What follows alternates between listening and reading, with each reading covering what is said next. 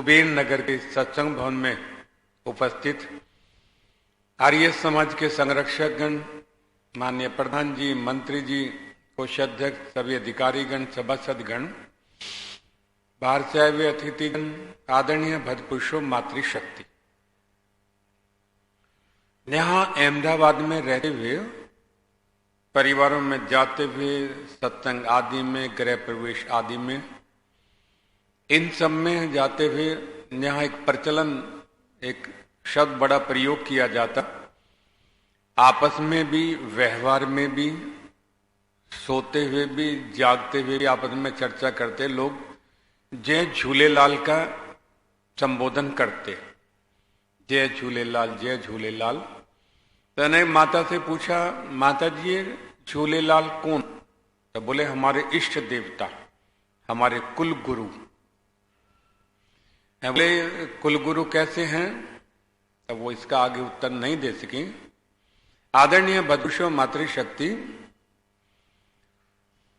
ऋषि दयान जी महाराज ने सत्यार्थ प्रकाश के प्रथम समोल्लास में परमात्मा के लगभग 100 नामों की व्याख्या की है। 100 नामों की व्याख्या कर करके ऋषि लिखते, परमात्मा के असंख्य करोड़ों अरबों खरबों अनंत नाम हैं। ये 100 नाम ऐसे हैं जैसे समुद्र में से कुछ थोड़ा सा बूंदे ले करके व्यवहार कर लेना। इसलिए उस परमात्मा के करोड़ों अरबों नाम हैं। बोले प्रभु झूलेलाल, तो पता लगता परमात्मा का एक नाम झूलेलाल भी है। आप कहेंगे झूलेलाल कैसे है? तब परमात्मा का झूलेलाल इसलिए नाम है कि वो सबको झुलाता है। एक व्यक्ति मुझसे बोला, झुलाता कैसे है? हम बोले सारे संसार को झुला देता है। बोले कैसे झुला देता? धरती को डुला देता है, वरी भूकंप आया भुज के अंदर, झुला दिया सबको, पृथ्वी को हिला करके सबको झुला देता। इसलिए उस परमात्मा का एक नाम झूलेलाल भी है। और ये झूलेलाल केवल सिंधियों का नहीं, पूरे संसार के प्राणियों का कुल गुरु है, उनका उपास्य देव है। और उस झूलेलाल को परमात्मा भी कहते हैं। उस परमात्मा का एक नाम झूलेलाल भी है। वो कुलगुरु किस लिए है? वो है कि जो परंपरा जन्मों की ब्रह्मा से लेकर के चली, उसके मूल में वही परमात्मा, वही झूलेलाल है। वहीं से ये परंपरा हम लोगों की चली है। इसलिए खाली सिंधियों का नहीं, वो पूरे प्राणी मात्र का इष्ट है, कुल गुरु है, परमात्मा है। उसी परमात्मा का एक नाम झूलेलाल भी है। ऐसे ही लोगों ने उस परमात्मा के नामों को लेकर के अपने अपने इष्ट देवता भी बना लिए।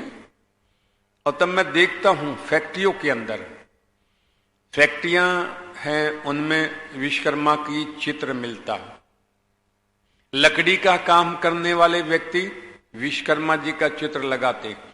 लोहे का काम करने वाले मिस्त्री विश्वकर्मा जी का चित्र लगाते। कीर्ति भाई के यहां भी विश्वकर्मा जी का चित्र शायद छोप में, अच्छा, जो काम करते इसका लोहे का मैंने देखा, बड़ी बड़ी इंडस्ट्रियों में, फैक्ट्रियों में विश्वकर्मा का चित्र लगा हुआ मैंने देखा। पता लगता जो हाथ से रचना करते हैं, हाथ से कुछ निर्माण करते हैं, संसार की रचना में कुछ सहयोग देते हैं, कोई नवीनता लेकर के आते हैं, तब वो लोग विश्वकर्मा जी को अपना आधार मानते हैं, इष्ट देवता मानते हैं, भगवान मानते हैं, पूजा धूपबत्ती वगैरह भोग भी लगाते हैं। बहुत बड़ी फैक्ट्री है गवर्नमेंट की, BHEL। ये BHEL हरिद्वार के अंदर स्थापित है।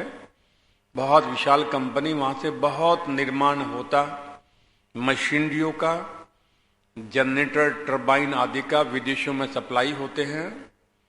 वहां भी विश्वकर्मा जी का विशाल चित्र लगा हुआ है। विश्वकर्मा जी कौन? ये लोग एक सीमित दायरे में मान लेते हैं, बोले हमारे विश्वकर्मा जी, हम इनकी पूजा करें, उपासना करें। लेकिन विश्वकर्मा के बारे में ऋषि ध्यान जी चिंतन देते ऋग्वेद के बहुत मंत्र ऐसे हैं जिनमें विश्वकर्मा जी शब्द प्रयोग किया जाता। तो ये विश्वकर्मा कौन है? ऋषि ध्यान चिंतन देते विश्व की रचना करने से परमात्मा का एक नाम विश्वकर्मा भी है। वो सारे संसार को बनाता है, सारे संसार की रचना करता है। सूर्य, चंद्रमा, बृहस्पति, शुक्र आदि, अग्नि, जल, वायु, रात दिन, फूल, पत्तियां, पेड़ पौधे, नदी, सरोवर, पहाड़, इन सब का निर्माण करने से वो परमात्मा विश्वकर्मा है। उसका एक नाम विश्वकर्मा भी है। लेकिन कुछ लोगों ने विश्वकर्मा के मंदिर बना दिए। हमने अपने शहर में देखा, हनुमान धाम है, वहां पर विश्वकर्मा जी का मंदिर है। कुछ लोग उसे ही इष्ट मान करके, भगवान मान करके पूजा करते हैं। लेकिन वो मूर्ति है, मूर्ति बना करके भगवान मान करके उसकी पूजा करते। विश्वकर्मा वह नहीं है। विश्वकर्मा वह है जो सबके प्राणों का पति है, सबके प्राणों को संचालित करता है। हाँ, उसका एक नाम विश्वकर्मा है। चित्र भी बना दिया, कलाकारों ने चित्र बना दिए। मैंने चित्र देखे भगत सिंह के। भगत सिंह को आप सब जानते हैं, अमर शहीद सरदार भगत सिंह, जिसने अपना बलिदान देश के लिए दिया। उनके आप बहुत सारे चित्र देखते हैं, अखबारों में, किताबों में, कैलेंडरों में, बहुत सारे चित्र उनके हम भी देखते, आप भी देखते हैं। भगत सिंह के छोटे भाई का नाम था सरदार कुलतार सिंह। सरदार कुलतार सिंह सहारनपुर में इनके बेटे पोते रहते हैं। अब वो नहीं रहे हमारे बीच में। भगत सिंह के सगे छोटे भाई थे सरदार कुलतार सिंह।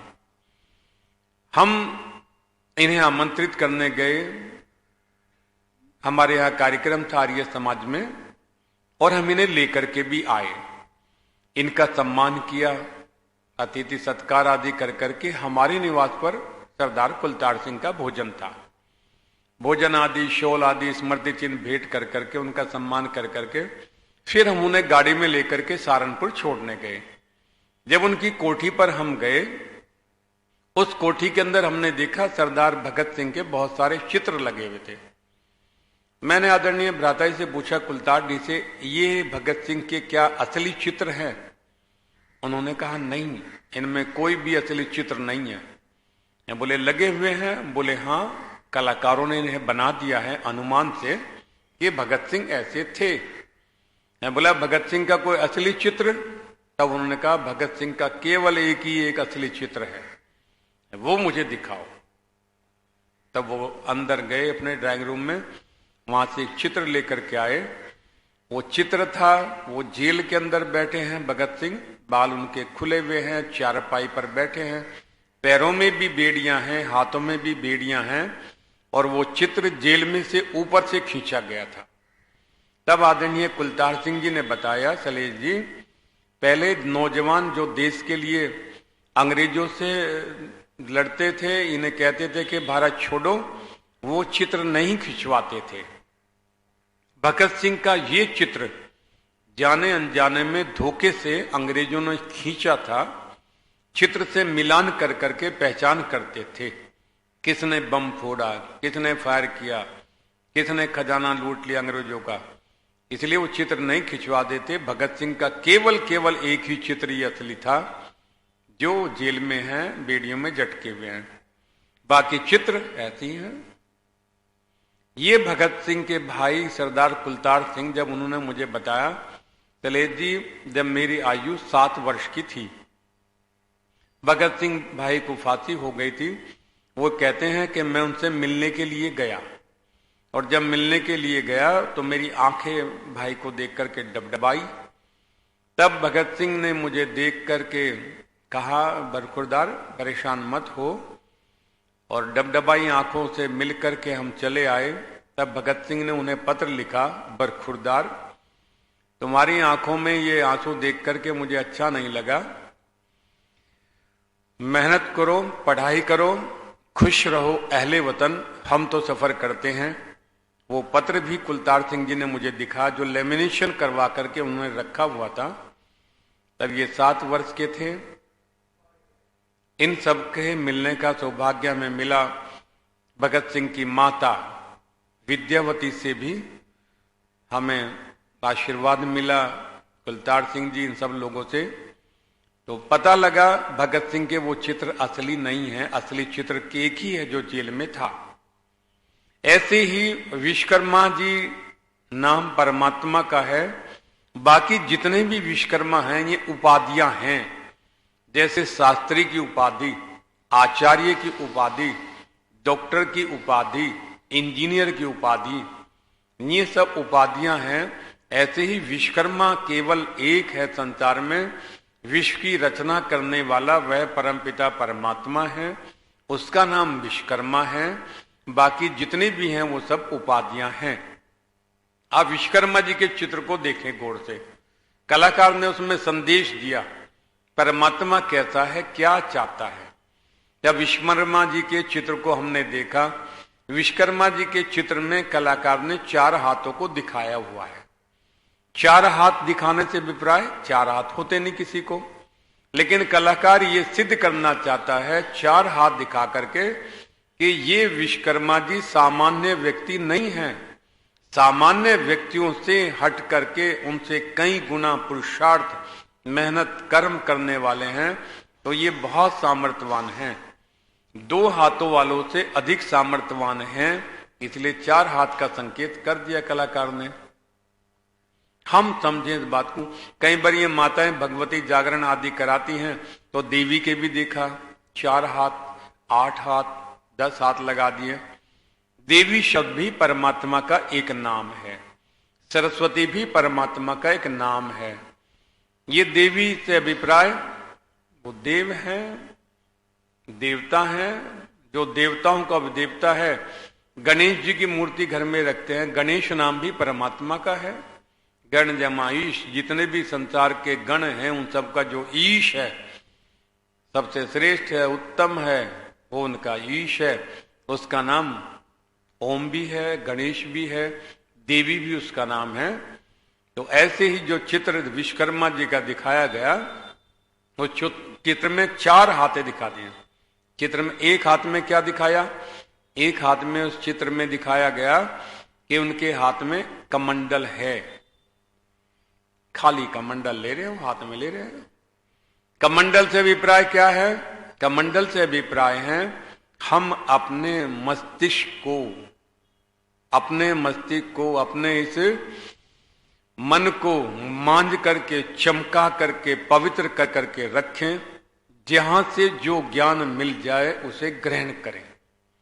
कुछ लोग क्या करते हैं, जब सत्संगी लोग, आप हमारे यहां आते हैं और कहीं मत जाइएगा, और किसी की बातें मत सुनिएगा, और किसी सत्संग में मत जाइएगा, केवल सिमरन कीजिएगा, सिमरन से कलयुग में कल्याण होगा।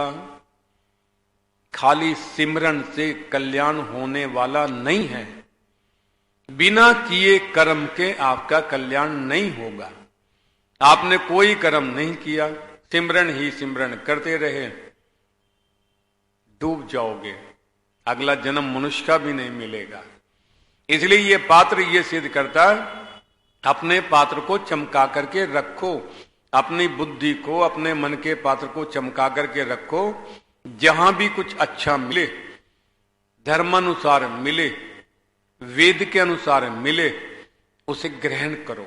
अच्छी बातें जहां से भी, अच्छी बातें सिखाई नहीं जाती हैं, पकड़ी जाती हैं, पकड़ाई नहीं जाती, पकड़ी जाती हैं। खुद बढ़िया कोई अच्छे लगे जीवन में, इससे जीवन बदल सकता है, जीवन में संस्कारों की सुगंध उत्पन्न हो सकती है, तो उस अच्छी बातों को अपने पात्र में रखें। पात्र कौन सा हमारे पात्र में है, जिसे कहते हैं साधारण शब्दों में खोपड़ी।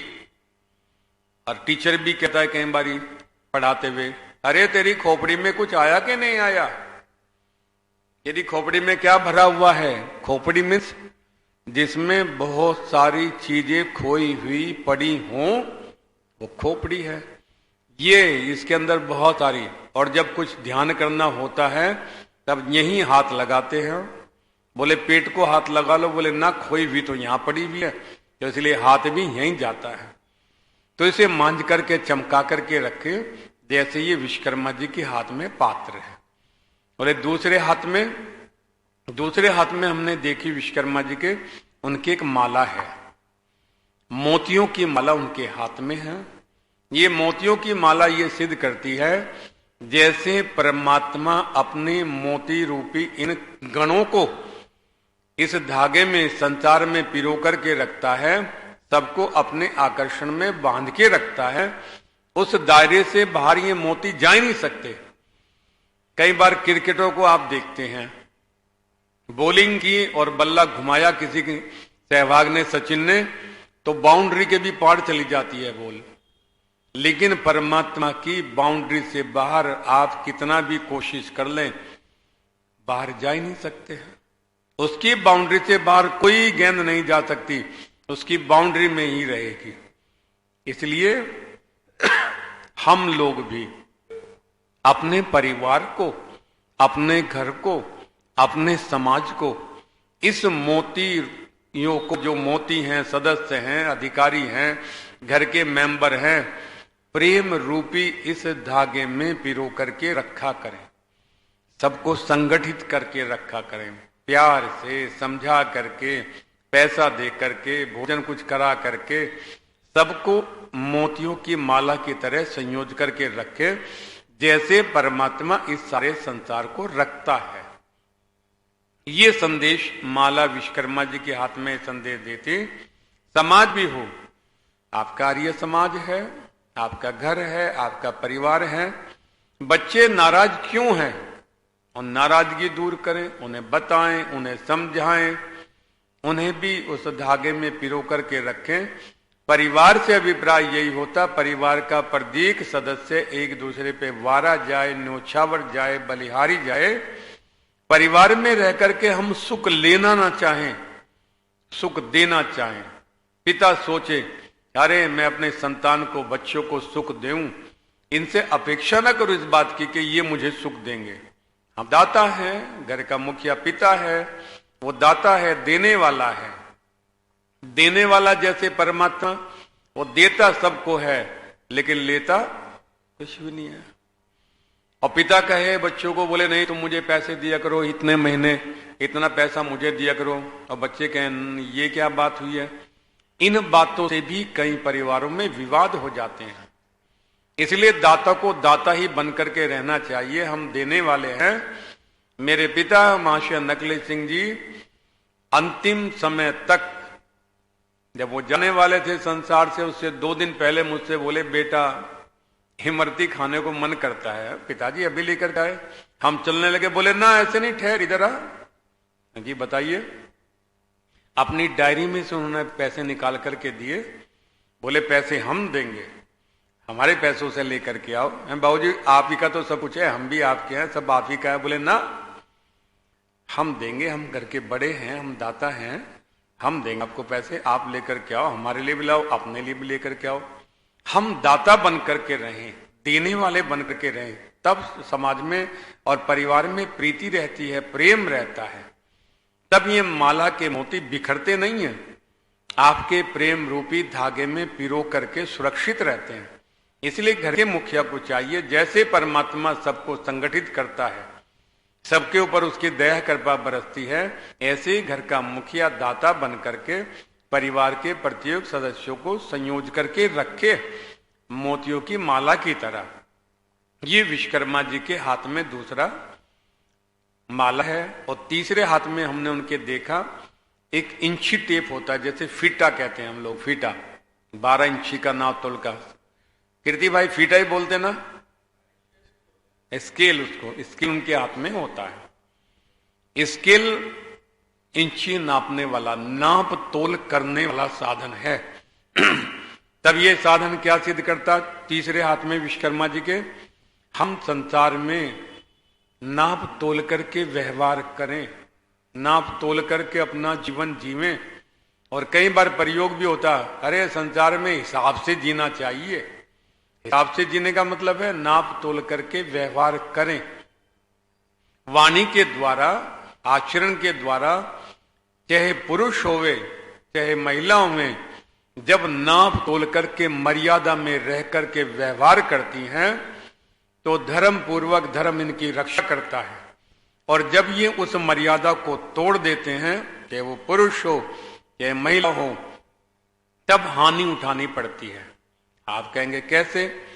तब वो दृश्य रामायण का आप देखेंगे, जब सीता वनवास में थी तब लक्ष्मण ने एक रेखा खींची, हे माते ये लक्ष्मण रेखा, मर्यादा की रेखा मैं खींच रहा हूं, इस रेखा से बाहर नहीं जाना, इस रेखा से किसी की सामर्थ्य नहीं है जो अंदर प्रवेश कर जाए, तुम भी से मत लांघना। वो कह करके गए, लेकिन सीता ने पहचान नहीं की, रावण बहरूपीय की, उस लक्ष्मण रेखा को पार कर करके बाहर आई, अपहरण हो गया। ऐसे माताओं को चाहिए कि ये अपनी मर्यादाओं को कभी ना छोड़ें। हमारी मर्यादा जो है उस मर्यादा की लक्ष्मण रेखा में रहें, नाप तोल के व्यवहार करें। पिता से कैसा व्यवहार हो, भाई से कैसा व्यवहार हो, संबंधियों से कैसा व्यवहार हो, संतान से कैसा व्यवहार हो, जब नाप तोल करके धर्म पूर्वक हम व्यवहार करेंगे तब हमारे सामने कोई भी समस्या उत्पन्न नहीं होगी। जैसे ही हमने नाप तोल में गड़बड़ की, बेईमाना किया, मर्यादा की रेखा को पार किया, तभी हरण हो जाएगा। इसलिए ये स्केल, ये सिद्ध, हम नाप तोल करके अपने जीवन को जीवें। नाप तोल का हिसाब परमात्मा ने दिया, 4 वर्ण व्यवस्था इस तरह की बनाई है, आश्रम बनाए हैं। आप नाप तोल में गड़बड़ कर देते हैं इसलिए दुख पाते हैं। यदि नाप तोल के हिसाब से आश्रम की व्यवस्था के अंतर्गत आश्रमों में जाते रहें, कोई दुख होगा नहीं, कोई समस्या होगी नहीं है। दुखों में तो हम खुद जान करके पड़े रहते हैं। इसलिए ये स्केल ये सिद्ध करता विश्वकर्मा जी के हाथ में कि नाप तोल करके हम जीवें, नाप तोल करके व्यवहार करें, नाप तोल करके संसार में अपना जीवन व्यतीत करें।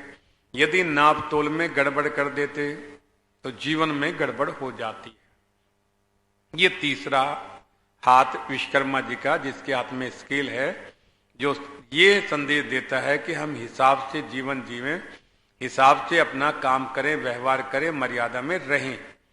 चौथे हाथ में आप देखेंगे विश्वकर्मा जी का जो चित्र है, उनके हाथ में लिखा हुआ विश्वकर्मा पुराण। विश्वकर्मा पुराण से अभिप्राय क्या है? विश्व की रचना करने वाले परमात्मा के द्वारा दिया गया वेद का ज्ञान, वो विश्वकर्मा पुराण, विश्व के रचयिता के द्वारा दिया गया संदेश, उसके द्वारा दिया गया आदेश, उस आदेश को मानना। उसमें क्या है? जब आप पढ़ते हैं, आप ईश्वर स्तुति उपासना के मंत्र पढ़ते हैं, जिनका अर्थ करते हुए ऋषि लिखते हैं, परमात्मा की भक्ति से अभिप्राय, परमात्मा की आज्ञा को मानना। विश्वकर्मा जी के हाथ में विश्वकर्मा पुराण से अभिप्राय वेद उनके हाथ में है, और ये वेद परमात्मा के ज्ञान है, उनका आदेश है, उनका निर्देश है, क्या करना चाहिए, क्या नहीं करना चाहिए। जब आप उस अनुसार अपना व्यवहार करते हैं, हिसाब से नाप तोल करके, तब आप आनंद में रहते हैं, सुख में रहते हैं। जब आप परमात्मा का आदेश ना मार करके शिव पुराण आदि पढ़ते हैं, भागवत पुराण पढ़ते हैं, तब गड़बड़ हो जाती है। तो पढ़ना क्या चाहिए? विश्वकर्मा पुराण, वेद का ज्ञान, उसे पढ़ना चाहिए, आर्ष ग्रंथों को पढ़ना चाहिए। इसलिए ऋषि दयान जी महाराज को उनके गुरु का जो अंतिम उपदेश था वो ये था, जैसे ही ऋषि दयान जी महाराज शिक्षा प्राप्त कर करके गुरु की कुटिया से बाहर निकलने ही वाले थे, तभी विरजानंद जी ने कहा, ठहरो दयानंद, रुको। दयानंद बोले गुरुजी और कोई आदेश है? तब विरजानंद जी बोले अंतिम उपदेश तुम्हें कर रहा हूं। बोले क्या? तब विरजानंद जी बोले दयानंद एक बात सदा कसौटी अपने साथ में रखना। बोले क्या? बोले मनुष्य कृत ग्रंथों के अंदर ऋषियों की निंदा, परमात्मा की निंदा भरी पड़ी हुई है, लेकिन आर्ष ग्रंथों के अंदर इसका लेश मात्र भी नहीं है। इसलिए आर्ष ग्रंथों को ही पढ़ना। आज हमारे घरों में वेद नहीं होते, उपनिषद नहीं होते, दर्शन नहीं होते। होते क्या हैं? पुराण भरी पड़ी हैं, शिव पुराण है, भागवत पुराण है। इनके अंदर ऋषियों की निंदा है। श्री कृष्ण योगी राज के ऊपर ऐसे ऐसे लांछन लगाए हुए हैं। वो क्या क्या करता था, वो चोर था, चूड़ी बेचने वाला था। इसलिए अपने घरों में आर्ष ग्रंथ रखें, वेद रखें। कभी कोई समय कोई बच्चा पढ़ लेवे, आप पढ़ लेवे तो जीवन बदल सकता है। इसलिए विश्वकर्मा पुराण से अभिप्राय वेद का संदेश, वेद हमारे घरों में होने चाहिए। ये विश्वकर्मा जी का चित्र ये प्रेरणा हमें देता है। उस परमात्मा का जो चित्र कलाकार ने बनाया है विश्वकर्मा के नाम पर, वो ये संदेश देता है हम नाप तोल करके व्यवहार करें, अपने पात्र को चमका करके रखें, अपने बुद्धि को तीव्र रखें, मन को साफ रखें और वेद का संदेश पढ़ें और पात्र को बिल्कुल शुद्ध पवित्र रखें और अपने परिवार को, अपने समाज को, जैसे परमात्मा इस संसार के सब गणों को गणपति बनकर के सुरक्षित रखता है, ऐसे ही हम भी अपने समाज को, अपने परिवार को संगठित रखें, जोड़ करके रखें, प्रीति से रखें। यही विश्वकर्मा जी का संदेश है। यही वो परमात्मा जिसका नाम विश्वकर्मा है उसका संदेश है। इसलिए ये सब मूर्तियां जो बनती हैं ये कलाकार अपने आधार पर बना लेता है। परमात्मा का कोई चित्र नहीं होता। परमात्मा का संदेश देने के लिए कलाकार इस तरह के चित्र बना देता। इसलिए वो झूलेलाल परमात्मा का नाम है, विश्वकर्मा परमात्मा का नाम है, देवी उसका नाम है, सरस्वती उसका नाम है। ये सब उसके नाम हैं। इसलिए ऋषि लिखते उसके करोड़ों अरबों अनंत नाम हैं, जिसकी कोई सीमा नहीं है। परमात्मा अनंत है, उसके नाम भी अनंत ही हैं। इसलिए परमात्मा को माने, उसकी भक्ति करें, उसकी वेद आज्ञा को माने और अपने जीवन को धन्य बनाएं, आनंद में रहें। इसी विचारों के साथ में आप सब महानुभाव का हृदय से धन्यवाद, अभिनंदन। जीवेम श्रद्धा शतम, वाणी को विराम। ओम शम। ओम देव शांति अंतरिक्षम शांति, पृथ्वी शांति राप शांतिरोषधय शांति, वनस्पतयः शांतिर्विश्वे देवा शांति, ब्रह्म शांति, सर्वं शांति शांतिरेव शांति, शामा शांतिरेधि। ओम शांति शांति शांति। ओम। जो बोले सो अभय। महर्षि दयानंद की, स्वामी विरजानंद की, स्वामी श्रद्धानंद की, पंडित लेखराम की, मर्यादा पुरुषोत्तम श्री राम की, योगी राज श्री कृष्णचंद महाराज की, देश के शहीदों की, भारत माता की, गौ माता का, आर्य समाज, वेद की ज्योति, ओम का झंडा, बोले सत्य सनातन वैदिक धर्म की वैदिक ध्वनि। ओ